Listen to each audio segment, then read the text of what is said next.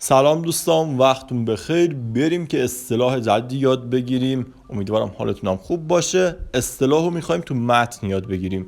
مکالمه بین علی و مرد هستش. نگاه کن. مرحبا مرد. سلام مرد. حالا مرد هم میگه مرحبا علی یا علی، فرقی نداره. nasılsın؟ چطوری؟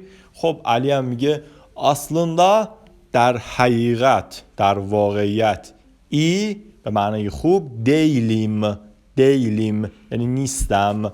چونکه به خاطر اینکه برای اینکه پاترونوم رئیسم بنی من را هیچ anlamıyor، اصلا درک نمیکنه منو.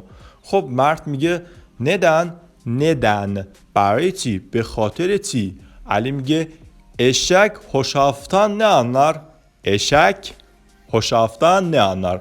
eşek به معنای خر، hoşaftan از کمپوت، تا پسوند از هست، نه آنلار چی میفهمه، چی درک میکنه، خر چه میفهمه، کمپوت چیه در کل. خب یک مکالمه بود بسیار حالا کاربردی که میتونه به کارتون بیاد. مکالمه بین علی و مرد.